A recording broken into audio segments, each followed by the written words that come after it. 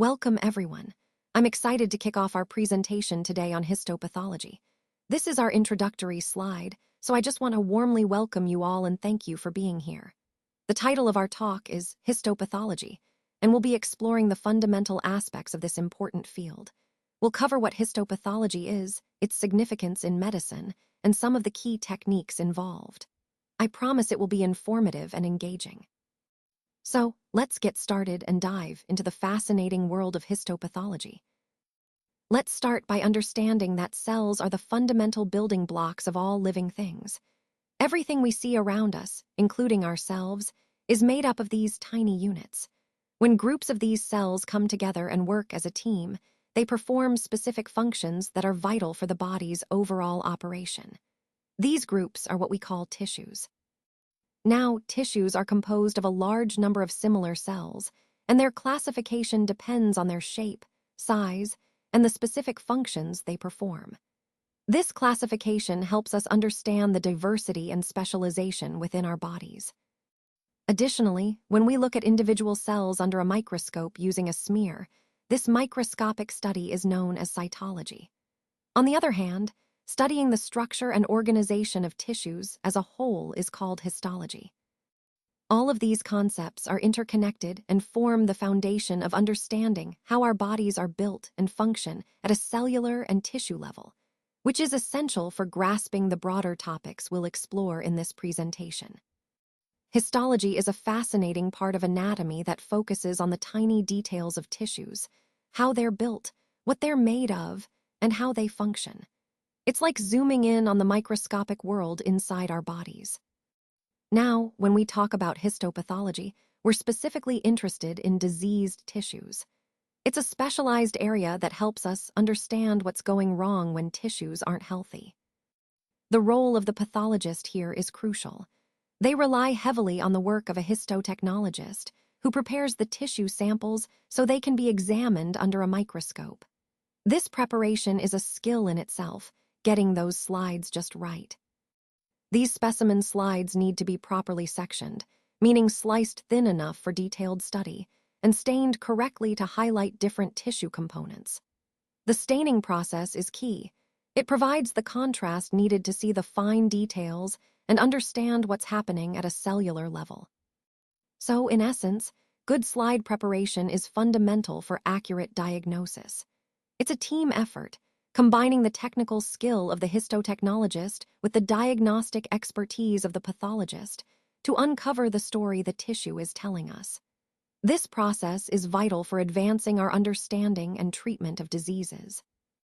Histopathological studies have long been recognized as one of the most effective methods for diagnosing tissue abnormalities, whether benign or malignant. They provide detailed insights into cellular structures and changes, helping us determine the nature of the tissue in question. Moving on, exfoliative cytology is particularly important when it comes to the early detection of cancer. It focuses on identifying malignant cells that have started to shed into body fluids and secretions, which is a key step in catching cancer early. These malignant cells, as they detach and exfoliate, diffuse into various body fluids, making them accessible for examination. This process allows us to analyze cells that are naturally shed, providing an early indication of abnormal changes. Exfoliative cytological techniques involve examining these body fluids and secretions. We typically use the direct smear method, where we prepare slides directly from the sample and also analyze concentrated materials to enhance detection sensitivity. Connecting this to our overall theme, these techniques are invaluable tools in the early diagnosis and management of cancers, helping us intervene sooner and improve patient outcomes. Now, let's take a look at the different specimens we use for exfoliative cytology. These include urine, sputum, vaginal and cervical smears, and even breast secretions. Each of these samples provides valuable information for diagnosing various conditions. For instance, uterine cancer can often be diagnosed by examining vaginal secretions. Similarly, cancer of the urinary tract is identified through urine analysis, while breast cancer can be detected by studying breast secretions, obtained through nipple discharge.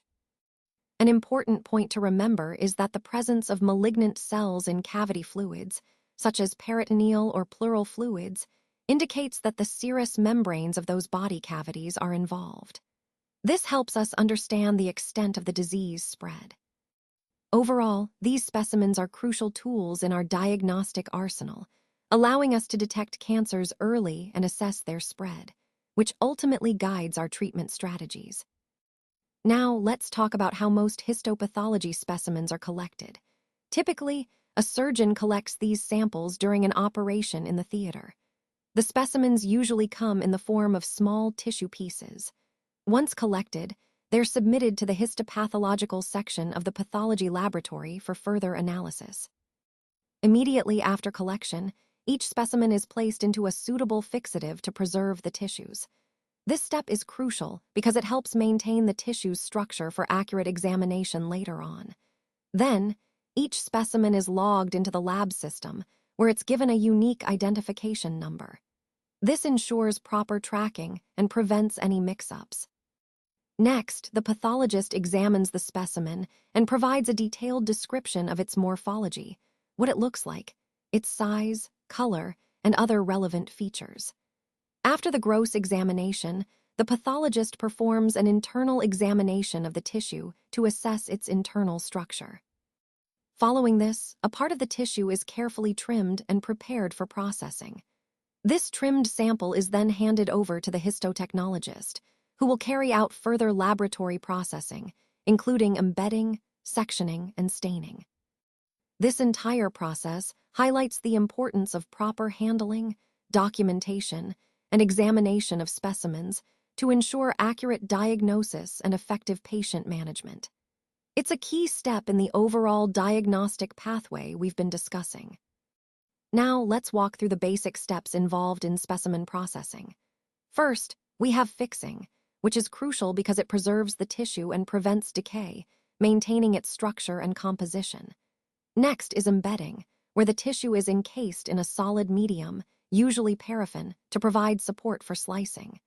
Then comes microtomy, the process of cutting very thin sections of the embedded tissue so we can examine it under the microscope. After that, we have staining, which is key to highlighting different cellular components and making the tissue structures visible and distinguishable. Finally, mounting involves placing the stained tissue sections onto slides and covering them with a cover slip, preparing the specimen for microscopic examination. These steps form the foundation of accurate and reliable histopathological analysis, connecting directly to our overall goal of precise diagnosis. When a tissue is removed from the body, it immediately begins to decompose, which can compromise the integrity of the sample. To prevent this, we use a process called fixing. This involves placing the tissue into a special solution known as a fixative right away, which helps preserve its natural structure as closely as possible. Moving on to embedding, once the tissue is fixed, the next step is to give it the necessary hardness so we can cut thin sections for examination. This is achieved through infiltration with paraffin wax, a process called embedding. But before we can do that, we need to remove water from the tissue, typically using alcohol dehydration.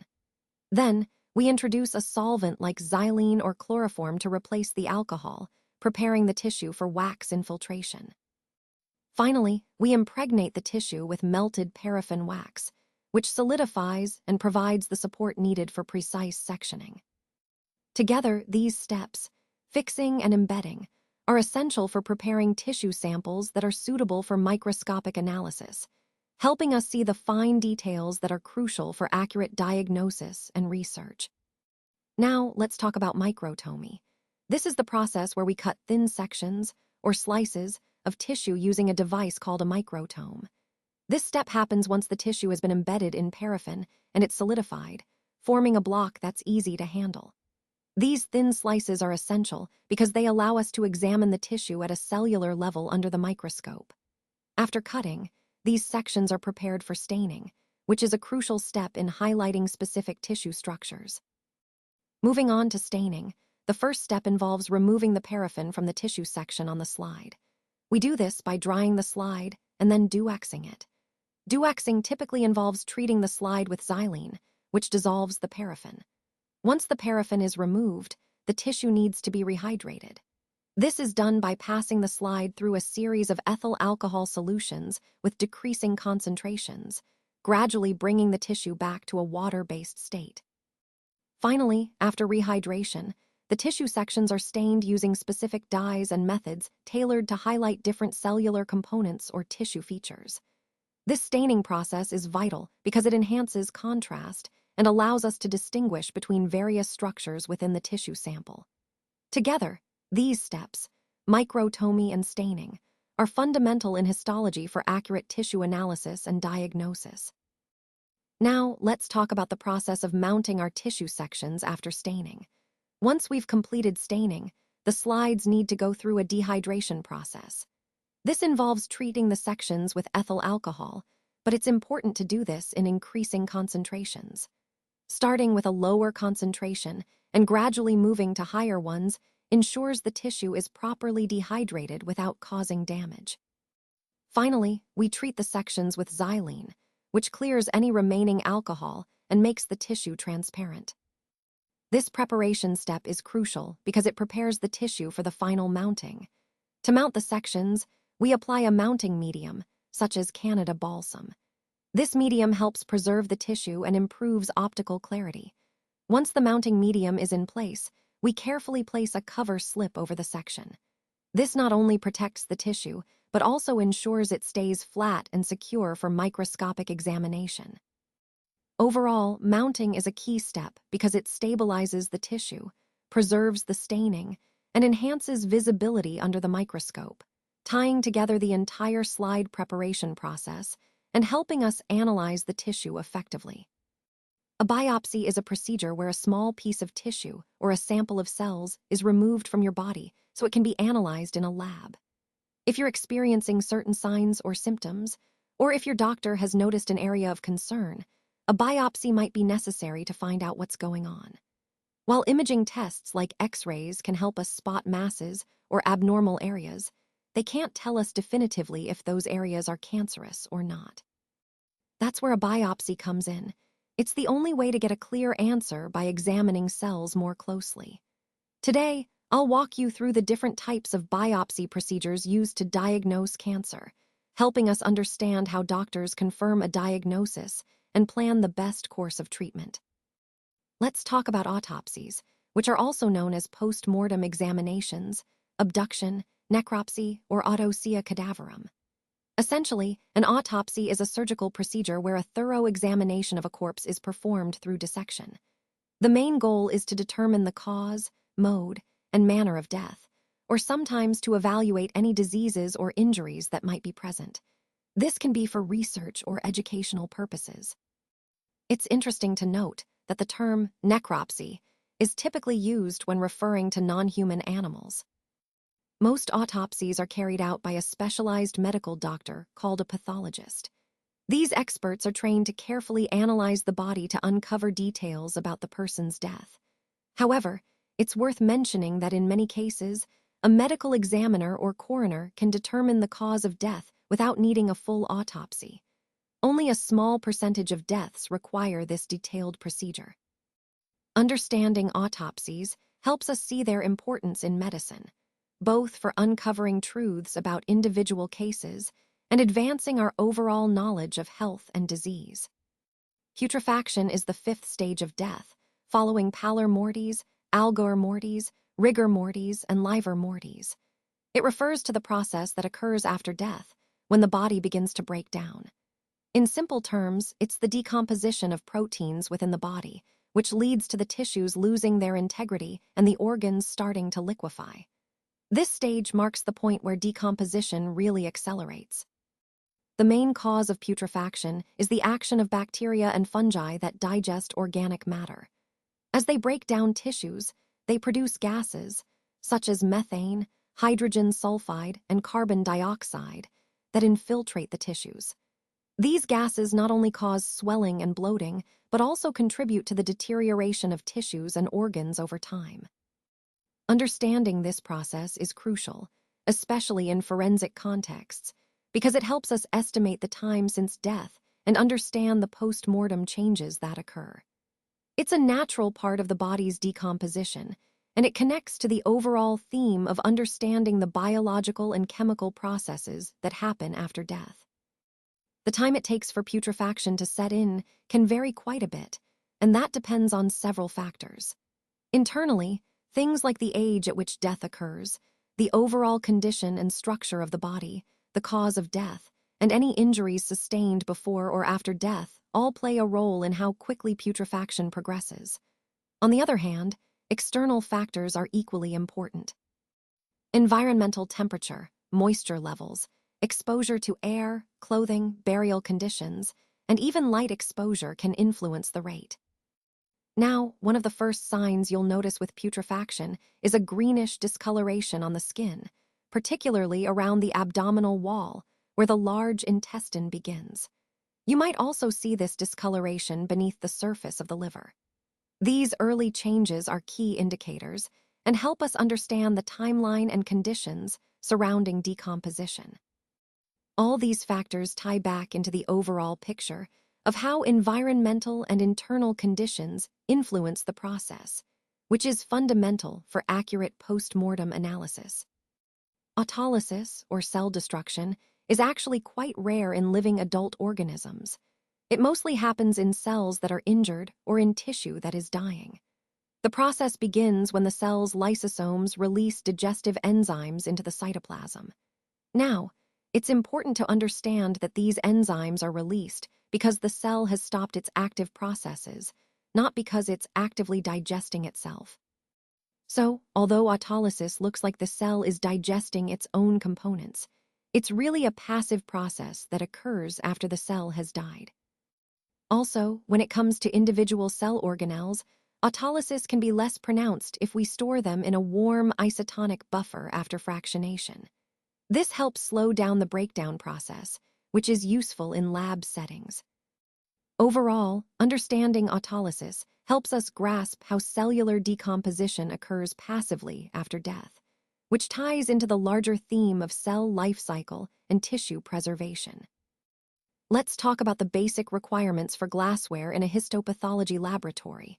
You'll notice that many of the items, like pipettes, flasks, beakers, and reagent bottles, are similar to what you might find in a biochemistry lab. These are essential for handling and preparing specimens and reagents. However, histopathology also needs some specialized glassware. For example, specimen containers come in various sizes: 100 ml, 250 ml, and 500 ml, and are designed with wide mouths to make it easier to place and remove tissue samples. We also use Copland staining jars or dishes, which are important for staining procedures, allowing us to process multiple slides simultaneously. Balsam bottles are used to store mounting media, which are critical in preparing slides for microscopic examination. Microscope slides and cover slips are fundamental for viewing tissues under the microscope. Slides hold the tissue samples, while cover slips protect and flatten the specimen for better imaging. The gross station is another important area where we examine and document larger tissue specimens before processing. Finally, various molds are used to shape and support tissues during embedding and sectioning, ensuring that samples are properly prepared for microscopic analysis. All these items are vital to maintaining the accuracy and efficiency of our histopathology work, connecting to the overall goal of precise diagnosis and research. Let's take a closer look at some of the essential tools used in tissue preparation. First up, we have microtomes, which are critical for cutting extremely thin tissue sections. The microtomes knife must be very sharp and precise to get those perfect slices needed for microscopic analysis. Next, there's the automated tissue processor. This device streamlines the process of fixing, dehydrating, and clearing tissues before embedding, making the workflow more efficient and consistent. Then we have the paraffin oven, which melts the paraffin wax used to embed tissues. This step is crucial because proper embedding ensures that tissue sections are stable and easy to cut. After embedding, tissues are floated in a tissue floating bath. This helps to flatten the sections and prepare them for mounting. The vacuum embedding oven is another important piece. It removes air bubbles during embedding, resulting in better tissue quality and sectioning. Once embedded, we use a slide warmer to dry and prepare slides for staining, ensuring tissue adherence and quality. Moving on to microscopes, these are essential for examining our tissue sections in detail. Different types, such as bright field or fluorescence microscopes, allow us to visualize various cellular components. Finally, there's the cryostat, which is a specialized microtome that operates at very low temperatures. It allows us to cut frozen tissue sections quickly, especially useful for rapid diagnosis or when dealing with delicate tissues. All these tools work together seamlessly in the histology lab, ensuring we get accurate, high-quality tissue samples for diagnosis and research. Now, let's take a look at the various chemicals and reagents used in our histopathology laboratory. First, we have fixatives, which are essential for preserving tissue morphology and preventing decay. These chemicals lock the tissue structures in place so we can analyze them accurately. Next, we use various organic solvents, which help in dehydrating tissues and removing water, preparing the samples for embedding. Decalcifying solutions are also important, especially when working with bones or calcified tissues, as they help dissolve calcium deposits so we can section these tissues properly. Embedding-related chemicals and reagents are used to infiltrate tissues with media like paraffin, providing support for thin sectioning. Then, we have various staining solutions. These are crucial because they allow us to differentiate and identify different cellular components under the microscope. We also use different dilutions of ethyl alcohol, which are vital for both dehydration and rehydration processes during staining procedures. Lastly, mounting media are used to preserve and protect the stained tissue sections on slides, ensuring they stay intact for examination and long-term storage. All of these reagents play a key role in ensuring our histopathological analysis is precise, reliable, and reproducible, connecting directly to our goal of accurate diagnosis and research. Now, let's talk about receiving and labeling the specimen. Histopathology, also known as histology, involves examining sampled whole tissues under the microscope to understand their structure and any abnormalities. When a specimen arrives at the pathology lab, there are three main types we typically deal with. Each type requires careful tissue preparation before analysis. This means treating the tissue in specific ways depending on what kind of tissue it is and what we're investigating. It's important to highlight that for rapid diagnosis during a surgical procedure, a frozen section is performed. This allows us to quickly analyze the tissue on site, helping surgeons make immediate decisions. Overall, proper receipt, labeling, and preparation of specimens are crucial steps that ensure accurate diagnosis and effective treatment planning. When we talk about larger specimens, we're referring to whole organs or parts of organs that are removed during surgical procedures. For example, after a hysterectomy, you might see a uterus, or following a colectomy, a section of the large bowel. Tonsils are another example, which are removed during a tonsillectomy. These are significant tissue samples that often help us understand or treat the underlying condition. On the other hand, there are smaller tissue samples called biopsies. These are less invasive and usually involve smaller surgical procedures. What's interesting is that biopsies can often be done while the patient is still awake but sedated, making the process more comfortable and quicker. There are different types of biopsies. Excision biopsies involve removing a piece of tissue with a scalpel. Think of a skin excision done for a suspicious mole. Then there are core biopsies, where a needle is inserted into a suspicious lump to extract a small core or sliver of tissue. This small sample can then be examined under a microscope, which is especially useful for things like investigating a breast lump. Overall, whether it's a larger specimen or a biopsy, these procedures are crucial for diagnosis and treatment planning, fitting into the broader theme of how we collect tissue samples for pathology. Let's talk about how we can obtain very small pieces of tissue, often just individual cells, particularly when we're dealing with fluid from around the lung. This is typically done using a technique called fine needle aspiration, or FNA. The key difference here is that we use a much thinner needle compared to a core biopsy, but the technique is quite similar. The material collected is usually liquid rather than a solid mass, which means it's more suitable for what's called cytology, examining cells rather than tissue structure, as you might see in histology.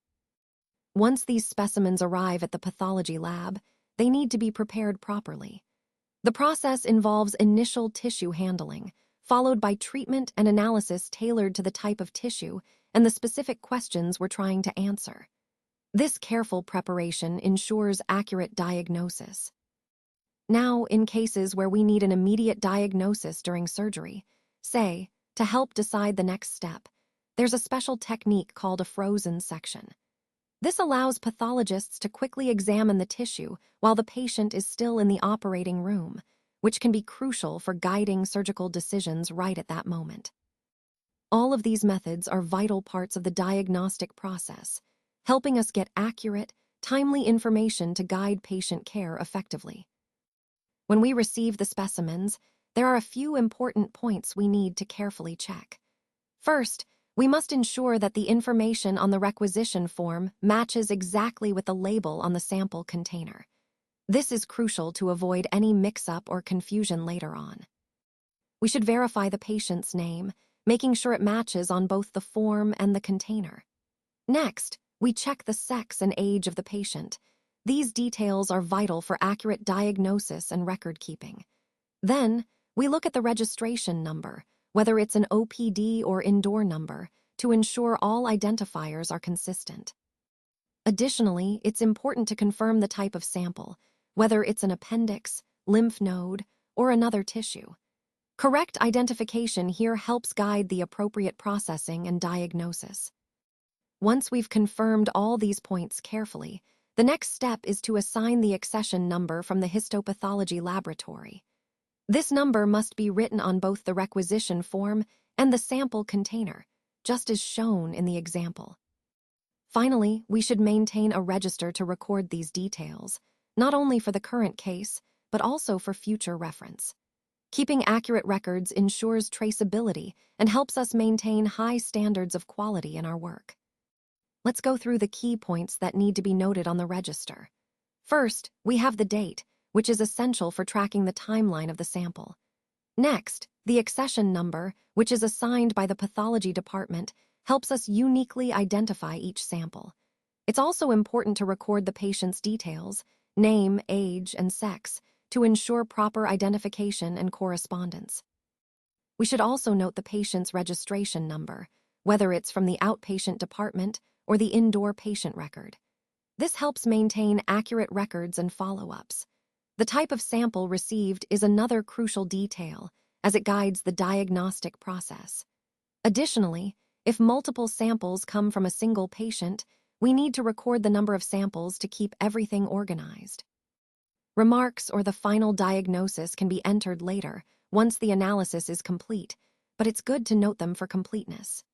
Now, an important procedural point. After receiving the samples, the consultant should be informed immediately for grossing. If there's going to be a delay, all samples should be fixed in a fixative to prevent autolysis, which could compromise the tissue quality. So, in essence, proper documentation and timely communication are key to maintaining the integrity of the samples and ensuring accurate diagnosis. Now, let's talk about gross technique and specimen management. Gross examination, also known as grossing, is a crucial step in the diagnostic process. It involves inspecting the pathology specimen with the naked eye to gather important diagnostic information before it goes on for further processing and microscopic analysis. This step is typically performed by a pathologist or a senior laboratory technician who has the expertise to identify key features. The main goal of grossing is not only to examine the specimen for any visible pathological changes, but also to confirm its identity. Ensuring that the specimen is correctly identified is essential for accurate diagnosis. During this process, we look for gross pathological features, like size, shape, color, and texture, that can provide clues about the underlying disease. Overall, gross examination is a foundational step that connects the initial specimen collection to the detailed microscopic work that follows. It helps us to make sure we're working with the right specimen and provides vital information that guides the subsequent diagnostic steps. Let's talk about the gross examination of specimens, which is performed in a dedicated gross station or cabinet. This step is crucial because it sets the foundation for accurate diagnosis. The very first thing we need to do is confirm the patient's identity and make sure we know exactly where the specimen came from anatomically. This helps prevent any mix-ups later on. Since we usually can't examine the entire tissue microscopically, because only a small portion can be realistically processed, our success in reaching an accurate diagnosis really depends on the skill of the person doing the gross exam, whether that's the physician or a technician. Their expertise determines how well the sample is prepared for microscopic analysis. Additionally, during the gross examination, the examiner can select certain parts of the specimen for other types of tests. These might include microbiological cultures, flow cytometry, cytogenetics, or even electron microscopy.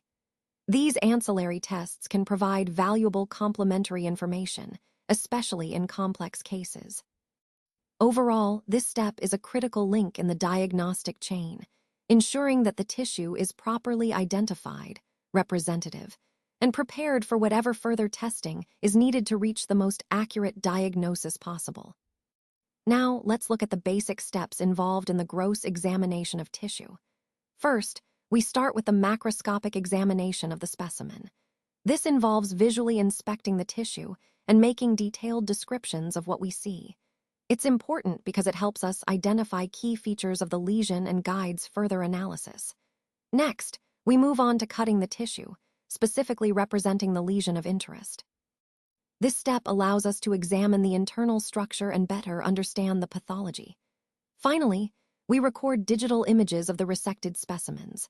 This documentation is crucial for accurate records, future reference, and for correlating with microscopic findings. These steps are fundamental to ensuring a thorough and accurate tissue assessment, which ties back to our overall goal of precise diagnosis and effective patient care. When we perform the gross examination of tissues, there are several important points to consider. First, we start with a macroscopic view, which means visually observing the specimen carefully. We describe its appearance and may cut into the tissue to examine it more closely. This helps us understand the lesion's characteristics. It's important to note the type of surgical procedure that was done, as this can influence how the tissue looks and how we handle it. The anatomical site from which the specimen was taken is also crucial because different areas of the body have different tissue structures. We need to identify the specimen type, whether it's a biopsy, an excision, or another form, and whether the tissue received is fresh or preserved in a fixative. The type of fixative used can affect how the tissue appears and how we interpret it. Another key aspect is measuring the dimensions of the specimen. We record the length, breadth, and width, as well as the weight, before we proceed with dissection. These measurements provide valuable information for diagnosis and further analysis. All these points, visual appearance, specimen details, and measurements, are interconnected and form the foundation of a thorough gross examination, which is essential for accurate diagnosis and understanding of the lesion. Let's talk about specimen orientation. When handling small specimens, such as those obtained through endoscopic biopsies, it's helpful to place the base of the biopsy on a small plastic card or paper. This method helps us maintain the orientation of the specimen throughout processing. For larger specimens, like wide excisions, we can identify margins more easily by using sutures of different lengths and colors. This visual cue assists in tracking and assessing the margins during examination.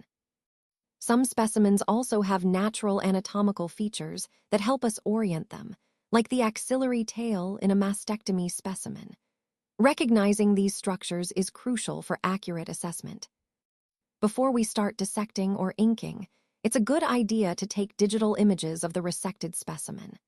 Capturing photos of the entire specimen and the cut surface allows us to document the lesion's location and appearance, which can be valuable for both diagnosis and record keeping. Now, regarding inking, especially in suspected malignant cases, it's standard practice to ink the entire specimen. This helps us clearly define the margins during pathological examination. We ink all margins in resected specimens, particularly if there are areas of gross involvement. For small specimens, inking is particularly useful during embedding. It provides a visual reference that helps ensure accurate orientation and margin assessment during microscopic examination. So, in summary, proper specimen orientation, photographic documentation, and strategic inking are key steps that support accurate diagnosis and effective communication of our findings. Now, let's discuss dissection, which is a critical step in pathological examination. Small biopsies, whether endoscopic or needle biopsies, are entirely submitted for processing, ensuring that we analyze the entire tissue sample.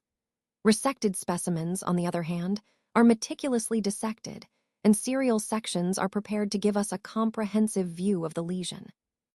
When dealing with tubular or hollow structures, we cut them open to allow for internal examination and to facilitate better preservation of the tissue architecture.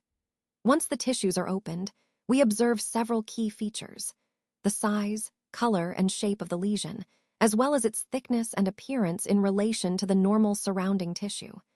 Any incidental findings are also noted, sampled, and documented carefully. In cases where a malignant tumor is present, it's essential to record specific details before processing. These include the site and size of the tumor, the exact location, and the structure it has invaded, whether there's vascular invasion, and how far the tumor is from the resection margins. Additionally, the presence of lymph nodes within the specimen is documented, as these can provide important staging information. All these steps are vital for accurate diagnosis and staging, which ultimately guides the treatment plan. This meticulous dissection process connects directly to the overall theme of precise pathological assessment and ensuring that no detail is overlooked. Let's talk about the hazards associated with biological specimens and their proper disposal. It is essential to remember that specimens are the responsibility of the laboratory to dispose of safely as biomedical waste. When it comes to human anatomical waste, such as tissues, organs, or body parts, the recommended treatment methods are incineration or deep burial. These methods ensure that the waste is safely destroyed and pose minimal risk to the environment and personnel. For waste sharps, which include needles, springs, scalpel blades, glass, and other items that can cause punctures or cuts, both used and unused, the best approach is disinfection through chemical treatment, autoclaving, or microwaving. These processes neutralize the hazards before disposal, reducing the chance of injury or infection. Discarded medicines and cytotoxic drugs, which consist of outdated, contaminated, or discarded medicines, should be incinerated or destroyed, with the waste then disposed of in secure landfills. Proper handling of these substances is crucial to prevent environmental contamination and exposure. Solid waste contaminated with blood or blood fluids, such as cotton, dressings, plaster casts, or other materials, must be treated through local autoclaving, microwaving, or incineration. This ensures that any infectious agents are effectively neutralized before disposal. Finally, incinerating ash from any of these processes should be disposed of in municipal landfills. This completes the cycle of safe waste management, minimizing risks to public health and the environment. Understanding and following these disposal protocols is vital in maintaining laboratory safety and adhering to biomedical waste regulations, connecting directly to our overall goal of safe and responsible laboratory practices.